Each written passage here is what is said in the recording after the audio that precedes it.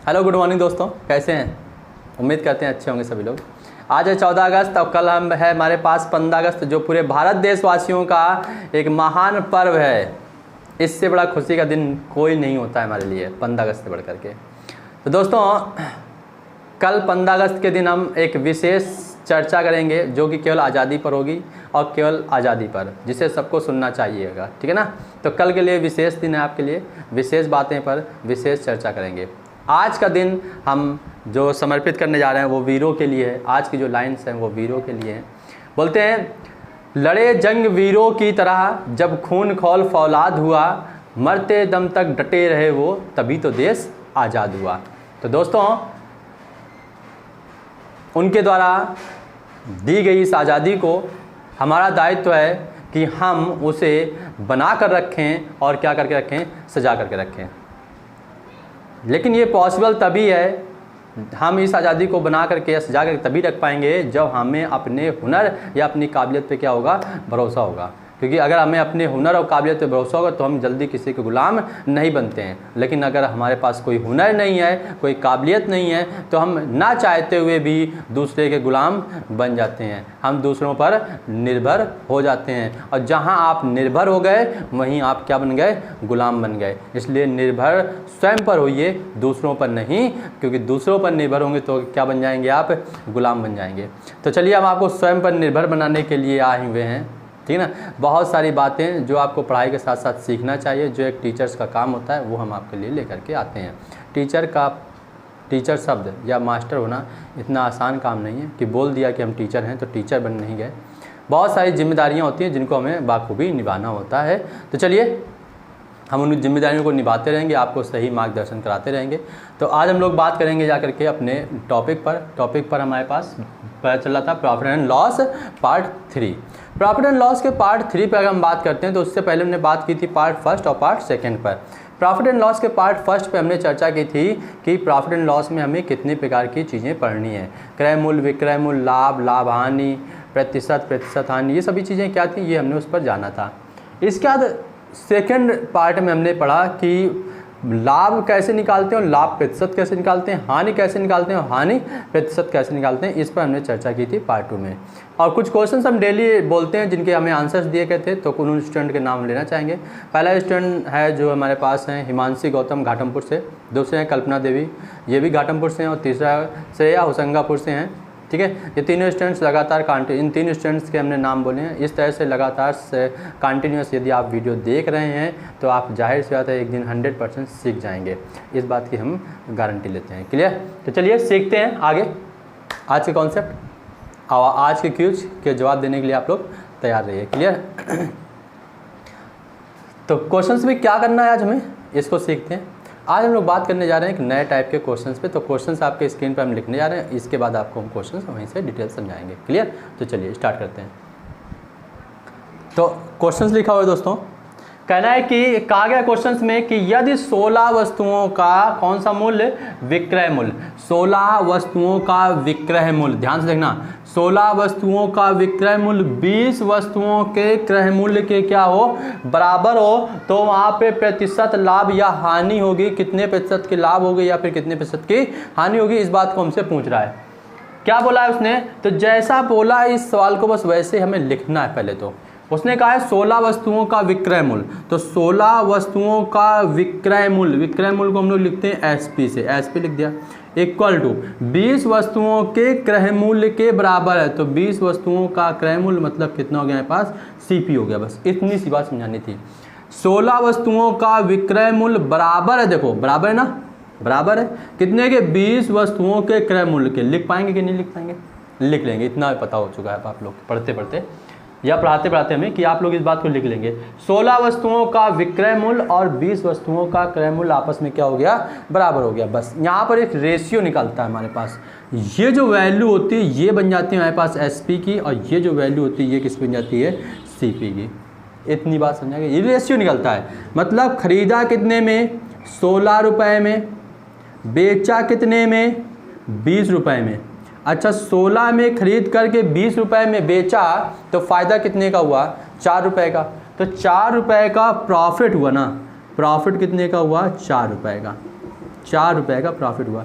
ये प्रॉफिट है। अगर हम बोलते हैं प्रॉफिट परसेंटेज निकालिए, तो प्रॉफिट परसेंटेज निकालने के लिए प्रॉफिट अपॉन में कौन सा मूल्य, सीपी, जो कि कितना है 16, और इंटू में कितना हो जाएगा 100 हो जाएगा। 4 एकम 4, 4 चौको 16, तो ये कितना आ गया 100/4। 100/4 को डिवाइड को कितना परसेंट बन जाएगा 25%। यही फाइनली क्या आ गया हमारे पास आंसर। तो 25% का क्या होगा, लाभ होगा। इतनी बात समझ में आ गई। 25% क्या होगा, लाभ होगा।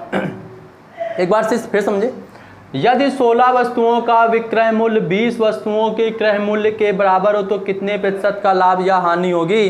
तो हमने कहा बस लिखना है 16 वस्तुओं का विक्रय मूल्य, जिसे कितने से रिप्रेजेंट करें, एसपी से। 16 इंटू एसपी बराबर 20 वस्तुओं का क्रय मूल्य, तो 20 इंटू में क्या हो गया, सीपी हो गया। यहाँ से रेशियो निकलता है सिंपल सा। एसपी की वैल्यू कितनी हो जाएगी 20, और सीपी की वैल्यू कितनी हो जाएगी 16 हो जाएगी। मतलब 16 रुपए में खरीदा गया है, 20 रुपए में बेचा गया है, कितने रुपए का लाभ हुआ, 4 रुपए का लाभ हुआ। लाभ प्रतिशत बनाना है, लाभ बटे क्रय मूल्य इंटू 100, लाभ बटे क्रय मूल्य इंटू 100। चलो सॉल्व किया, 4 एकम 4, 4 चौको 16, 4 से इसको डिवाइड कर दिया, कितने परसेंट आ गया 25% आंसर आ गया। सीख गए, 100% सीख गए होगे, इसमें कोई शक ही नहीं हमें कि नहीं सीखोगे, पक्का सीख गए होगे। चलिए अगला क्वेश्चन देखते हैं इसी का। चलिए अगला क्वेश्चन लिखा हुआ है, शुरू करें। बोला गया यदि 12 वस्तुओं का विक्रय मूल्य 15 वस्तुओं के लागत मूल्य के बराबर हो तो वस्तु का लाभ या हानि प्रतिशत ज्ञात कीजिए। हमने बताया था कि लागत मूल्य और क्रय मूल्य दोनों ही क्या होते हैं, एक ही चीज होती हैं। चाहे वो लागत मूल्य बोले या फिर क्रय मूल्य बोले, दोनों का मतलब एक ही होता है। तो यदि 12 वस्तुओं का विक्रय मूल्य 15 वस्तुओं के लागत मूल्य के बराबर है तो वस्तु का लाभ या हानि प्रतिशत ज्ञात कीजिए। तो बताओ कितनी वस्तुओं का विक्रय मूल्य 12, तो 12 का कौन सा मूल्य एसपी, और यहाँ पे कितना है 15, 15 कौन सा मूल्य सीपी, जिसे हम लोग लागत मूल्य भी बोलते हैं। रेशियो बन गया, एसपी कितना आ गया 15 और सीपी कितना आ गया 12। मतलब कितने में खरीदा, 12 में खरीदा गया और बेचा कितने में, 15 में बेचा। तो कितने रुपए का फायदा हुआ, फायदा होगा ना भाई। 12 रुपए में खरीद रहा है, 15 रुपए में बेच रहा है, 3 रुपए क्या होगा, फायदा होगा। तो फायदा प्रतिशत पूछ रहा है, तो 3 बटे कितना हो जाएगा 12 इंटू में कितना हो जाएगा 100, 3 चौको 12, 4 से इसको डिवाइड कर दो, कितने परसेंट आ गया 25% आंसर। समझ गए कितने परसेंट आ गया 25%। और बताओ इससे इजी क्या चाहिए। आपके 2 लाइन का क्वेश्चन, 2 लाइन 2 मिनट भी नहीं, शायद सेकंड ही होंगे जब आप इसको हल करके दे देंगे आंसर। केवल आपको क्या करना है, लिखना ही है 12 वस्तुओं का विक्रय मूल्य तो 12 इंटू एसपी, 15 वस्तुओं के लागत मूल्य के बराबर है तो इंटू में इक्वल टू में 15 इंटू एसपी। रेशियो बनाएंगे, एसपी आ जाएगा 15 रुपए, सीपी आ जाएगा 12 रुपए। 12 रुपए खरीद के 15 रुपए में बेच रहा है, कितने का फायदा हुआ 3 रुपए का फायदा हुआ। 3 बटे 12 इंटू में 100, परसेंटेज बना के सॉल्व कर लिया, आंसर आ गया। क्लियर। तो ये 2 क्वेश्चन हो गए। अगला क्वेश्चन देखते हैं इसी का। तो देखिए क्वेश्चन लिखा गया है, तैयार हो गए होंगे इस बात को समझने के लिए। क्या कहा है, क्रय 40 वस्तुओं का लागत मूल्य, लागत मूल्य कौन सा मूल्य होता है, अच्छा क्रय मूल्य, बिल्कुल ठीक पकड़ा। 40 वस्तुओं का लागत मूल्य 25 वस्तुओं के बिक्री मूल्य के बराबर। बिक्री मूल्य कौन सा मूल्य, विक्रय मूल्य, ये बात भी बिल्कुल सही पकड़ी। 40 वस्तुओं का लागत मूल्य 25 वस्तुओं के बिक्री मूल्य के बराबर, तो लाभ का क्या ज्ञात कीजिए, प्रतिशत ज्ञात कीजिए। सिंपल सी बात, 40 का कौन सा लागत मूल्य सीपी बराबर है 25 वस्तुओं के कौन से विक्रय मूल्य मतलब एसपी के। बताओ सीपी कितना हो गया 25 और एसपी कितना हो गया 40। कितने में, 25 में खरीदा है और 40 में बेच दिया। क्या इस पे ध्यान देना, ये एसपी है ना इस बार 40, सीपी कितना है 25। 25 में खरीदा और 40 में क्या कर दिया, बेच दिया। कितने रुपए का फायदा हुआ, 15 रुपए का फायदा हुआ। तो परसेंटेज पूछ रहा है कि कितने परसेंट का फायदा होगा, तो 15 बटे में कौन सा मूल्य, क्रय मूल्य जो कि 25 है, इंटू में कितना हो जाएगा 100। 5 त्याई 15 और इसको 5 से करेंगे तो 25, 5 आया 25, 5 त्याई 15, इसको डिवाइड करेंगे तो कितना हो जाएगा ये 20। तो ये हो जाएगा 3 इंटू 20, वैल्यू कितने परसेंट आ जाएगी 60% का उसको क्या मिल जाएगा, फायदा मिल जाएगा। बात समझ गए, कोई डाउट किसी को, कंप्लीट ये। तो ये एक टाइप का क्वेश्चन आपका कंप्लीट हो गया। इसके लिए लिखते हैं 2 क्वेश्चन आपको, ठीक है, 2 से 3 क्वेश्चन। क्लियर। डेली आपकी अच्छी प्रैक्टिस हो जाएगी, जितने ज़्यादा क्वेश्चन आप करेंगे उतनी अच्छी आपकी प्रैक्टिस हो जाएगी। तो चलिए बाकी क्वेश्चन आपके लिए, इसको समझना है, स्क्रीनशॉट लेना है तो नोट कर लीजिए आप लोग। चलिए अगला क्वेश्चन देखते हैं। तो दोस्तों ये 3 क्वेश्चंस आपके लिए हैं और जितने उत्साह से आप पढ़ रहे हैं उसी उत्साह से आप पढ़ते रहिए, ठीक है। हम आपको सिखा देंगे, इस बात की गारंटी हमारी है। तो देखिए क्वेश्चंस हम एक बार रीड करते हैं कि क्वेश्चंस, ठीक है। आप उनको पढ़ लीजिए, नोट कर लीजिए और इसके बाद हमें उसके आंसर्स दीजिएगा। क्वेश्चन नंबर फर्स्ट है, शुरू करें? ठीक है, शुरू करते हैं।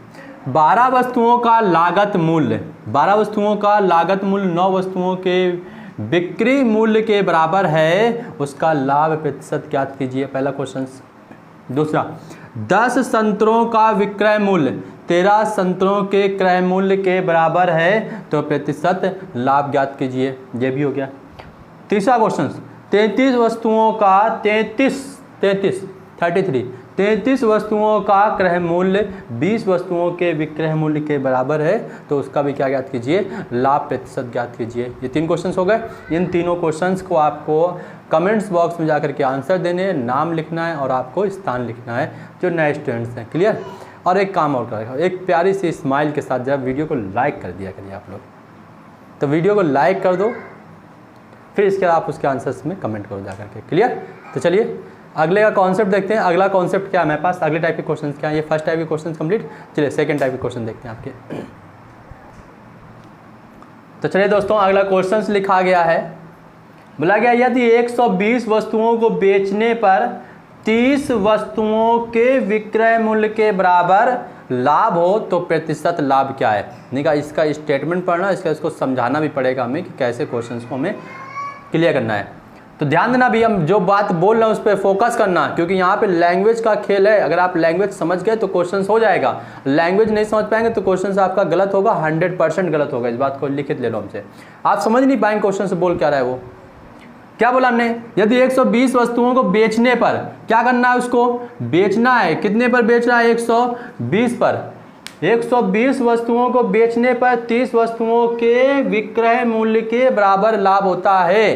तो यहां पर एक बात समझो मेरी बात, कि जो बेच रहा है वो कितनी वस्तुएं? 120 रुपए, 120 वस्तुएं, और 30 वस्तुओं के विक्रय मूल्य के ही बराबर उसको क्या होता है? लाभ होता है। तो उसका लाभ प्रतिशत ज्ञात कीजिए। अगर हम ये बात बोलते हैं कि उसके लाभ को अगर हम हटा दें तो उसने कितनी वस्तुएं खरीदी, यही उसका क्या बन जाता है? क्रय मूल्य बन जाता है।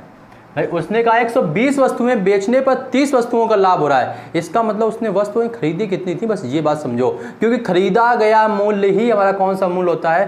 क्रय मूल्य होता है। इस बात को हमने बताया नहीं था। अच्छा से तो खरीदा गया मूल्य ही, खरीदी गई वस्तु ही हमारी कौन सी होती है?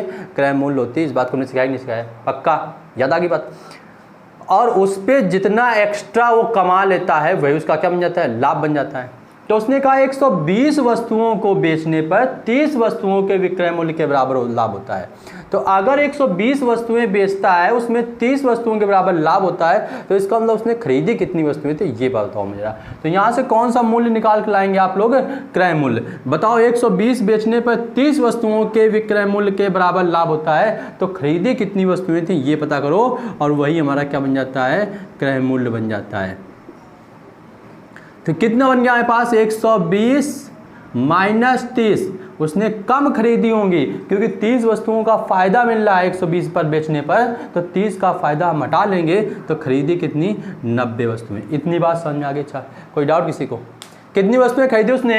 90 वस्तुएं खरीदी, क्योंकि यहाँ पे बोल रहा है यदि 120 वस्तुओं को बेचने पर 30 वस्तुओं के विक्रय मूल्य के बराबर लाभ होता है, तो उसका लाभ प्रतिशत। तो 120 में उसने 30 एक्स्ट्रा प्रॉफिट कमाया है, तो 30 हमने घटा दिया, कितना बचा? 90। 90 उसका क्या आ गया? क्रय मूल्य आ गया। अब हमने कहा 90 क्रय मूल्य आ गया, 30 रुपये उसका लाभ हो गया, तो हमसे क्या लाभ प्रतिशत निकालिए। तो लाभ प्रतिशत बराबर बताओ, लाभ बटे में क्रय मूल्य, जो कि कितना है? 90, और इंटू में कितना हो गया? 100। ये देखो एक डिवाइड करेंगे, 30 त्याई 90, 3, तो वैल्यू कितनी आ गई मेरे पास? 100/3। 100/3 का मतलब हो गया 33 से ही 1/3 प्रतिशत आंसर। इतनी बात समझ में आ गई? ये बात समझ आ गई सबको? यही इंपॉर्टेंट पॉइंट था इसमें, यही समझाना था हमें कि यदि 120 वस्तुओं को बेचने पर 30 वस्तुओं के विक्रय मूल्य के बराबर लाभ होता है, तो प्रतिशत लाभ क्या है? तो ये ध्यान दो कि क्रय मूल्य क्या होगा। 120 बेचने पर 30 वस्तुएं का लाभ हो रहा है, तो 120 में 30 हमने लाभ वाली हटा ली तो बची कितनी 90 उसने खरीदी हैं, 120 बेची हैं, कितने का फायदा हुआ 30 का फायदा 90 के साथ निकालेंगे, जितना परसेंटेज आएगा वही उसका लाभ प्रतिशत बन जाता है। तो 33 सही 1/3% क्या आ गया उसका लाभ आ गया। Question clear? एक और कराएं पक्का, कल सब लड्डू खाने के उसमें रहोगे बेटा। तो चलिए एक क्वेश्चन सॉल्व कराते हैं, इसका ये नोट कर लो, इसका अगला एक क्वेश्चन सॉल्व कराते हैं। बैठते हैं, चलो अच्छा। तो अगला क्वेश्चन लिखा हुआ है, तैयार हो गए सभी लोग? पढ़ें? चलो पढ़ते हैं एक बार, फिर बताते हैं कैसे करना है, ठीक है ना, आगे करेंगे। यदि 200 वस्तुओं को बेचने से, फिर देखो वही बात बोल रहा है, यदि 200 वस्तुओं को बेचने से, मतलब 200 अगर हम बेचते हैं तो उसमें 50 वस्तुओं के विक्रय मूल्य के बराबर क्या हो जाती है, हमें हानि होती है। इस बार 50 वस्तुओं को क्या उठाना पड़ रहा है, नुकसान उठाना पड़ रहा है। इसका मतलब जब उसने 200 वस्तुएं बेची हैं तो 50 का नुकसान उठाया उसने, इसका मतलब उसने खरीदी कितनी वस्तुएं होंगी ये बताओ जरा हमें। भाई 200 बेची है, 200 बेचने पे साफ बोल रहा है कि अगर हम 200 बेचते हैं तो 50 का नुकसान उठाते हैं। तो अगर हम 200 वस्तु बेच रहे हैं, 50 का नुकसान हो रहा है, इसका मतलब हमने वस्तुएं खरीदी कितनी होंगी ये बताना था सोच के हमें केवल। तो हमने कहा वस्तुएं हमने खरीदी होंगी 250 में जब हम 200 बेच दे रहे हैं तो 50 का क्या हो जा रहा है, हमारा नुकसान हो जा रहा है। तो बोला है कि नुकसान हो रहा है तो उसका क्या ज्ञात कीजिए, हानि प्रतिशत ज्ञात कीजिए। तो यहाँ पर जो हमें क्रय मूल्य मिलेगा या जो वस्तुएं खरीदी होंगी वो हमने कितनी खरीदी होंगी, 200 तो खरीदी होंगी, और जो 50 हमने नुकसान उठाई वो भी खरीदी होंगी। 200 तो बेच दी, 50 का नुकसान उठाया, इसका टोटल कितनी खरीदी हमने, 250 वस्तुएं। बताओ ये बात समझ में आ गई कि नहीं आ गई? यही बात हमें तुम लोग को इस क्वेश्चन में क्लियर करानी थी कि ये बात अगर आप लोग समझ पाते हैं हमारे कि क्रय मूल्य हम कैसे रिप्रेजेंट करा रहे हैं यहाँ पर, तो आप क्वेश्चन आसानी से कर लेंगे। तो कितने का हमारे पास 250 में हम खरीदा और नुकसान कितने का हो रहा है, 50% का। तो हानि प्रतिशत का फार्मूला सबको पता है, बच्चा सीख चुका है। हानि प्रतिशत बराबर हानि बटे में क्रय मूल्य, जो कि कितना 250 इंटू में कितना हो गया 100। ये 50 से डिवाइड करेंगे तो ये 5 बार जाएगा, 0 से 0 25, तो 1/5 इंटू में 100, 5 से डिवाइड करेंगे 5 दूनी 10, कितने परसेंट आ गया, 20% की क्या होगी उसको हानि होगी। ये बात यहाँ पर समझाई गई है। कोई डाउट किसी को? इतनी बात समझ में आ गई? क्या होता है क्या, यदि 200 वस्तुओं को बेचने से 50 वस्तुओं के विक्रय मूल्य के बराबर हानि होती तो हानि प्रतिशत ज्ञात कीजिए। विक्रय मूल्य हो गया हमारे, क्रय मूल्य बन जाएगा 200 और जो 50 का नुकसान हुआ वो भी, तो 200 + 50 250 रुपये हमारा क्रय मूल्य बन जाएगा। हानि प्रतिशत पूछ रहा है तो हानि बटे क्रय मूल्य इंटू में 100, 50 बटे 250 इंटू में 100, 1/5 इंटू 100, कितने परसेंट आ गया, 20%। यही हमारा क्या हो गया, आंसर हो गया। क्लियर? तो चलिए 2 क्वेश्चन आपके लिए लिखें, चलो लिखते हैं। तो चलिए दोस्तों क्वेश्चंस आपके सामने लिखे गए हैं, दोनों ही क्वेश्चंस हम एक बार पढ़े देते हैं, समझा देते हैं, इसके बाद आप उनके आंसर हमें दीजिएगा। क्लियर? तो चलिए पहला क्वेश्चन है, यदि 170 वस्तुओं को बेचने से 30 वस्तुओं के विक्रय मूल्य के बराबर हानि होती है तो हानि प्रतिशत क्या होगा, ये पहला क्वेश्चन। क्लियर? दूसरा क्वेश्चन, यदि 300 वस्तुएं बेचने से 50 वस्तुओं के विक्रय मूल्य के बराबर लाभ होता है तो लाभ प्रतिशत ज्ञात करो। ये क्वेश्चन नंबर कौन सा हो गया, दूसरा हो गया। तो क्वेश्चन नंबर पहला कंप्लीट, क्वेश्चन नंबर दूसरा, दोनों ही आप लगा करके उसी मेथड से जो हमने सिखाए आपको, दोनों के ही आंसर्स आप हमें दीजिए। क्लियर?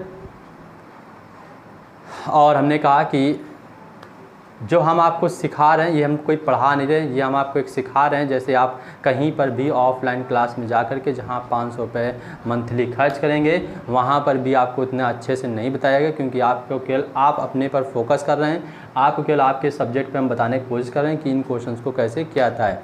इसके बाद भी यदि आपको कोई डाउट्स रहता है तो हमने कहा हमारे कमेंट्स में जा कर के आप क्वेश्चंस को टाइप कर दीजिए, या फिर हमारे नंबर 7054 38 22 50 पर व्हाट्सअप कर दीजिए क्वेश्चंस को स्क्रीनशॉट लेकर के। हम उस क्वेश्चंस की वीडियो बना करके आपको तक पहुंचा देंगे, एक्सप्लेन कर देंगे, जिससे आप अपनी प्रॉब्लम्स को घर बैठे ही समझ सकते हैं। एज अ जैसे आप कहीं फ़ीस दे करके पढ़ रहे होंगे, बिल्कुल उसी तरीके से आप अपने घर पे पढ़ाई कर सकते हैं, ठीक है ना। और दूसरी चीज़ हमने कहा कि जिसको पढ़ना है उसके लिए कोई बहाना नहीं है, जिसको नहीं पढ़ना है उसके लिए लाख बहाने हैं। यूट्यूब में पढ़ाई नहीं कर सकते हैं, ऑफलाइन जाना पड़ेगा, समस्या नहीं पूछ सकते हैं। तो ऐसी बहुत सारी चर्चाएँ हैं जिनके पास ना पढ़ना है जिसको, उसके पास कोई बहाने नहीं, ना पढ़ने के लाख बहाने हैं। तो पढ़ाई करो भाई मन से, ठीक है ना, बहानेबाजी ना करना। और हमें पता है कि पढ़ना सब कोई चाहता है, बस उसको अच्छा कंटेंट मिल जाए। तो हम आपको अच्छे से अच्छा कंटेंट दे रहे हैं, और आप लोग जितने मन और जितने उत्साह से पढ़ रहे हैं, इसी मन और उत्साह के साथ पढ़ते रहेंगे तो बहुत जल्द आप अपने पूरी मैथ्स, कॉम्पिटिटिव मैथ्स कवर कर लेंगे। क्लियर? तो थैंक यू। हाँ, एक बार प्यारी से स्माइल के साथ वीडियो को लाइक ज़रूर कर दें। धन्यवाद।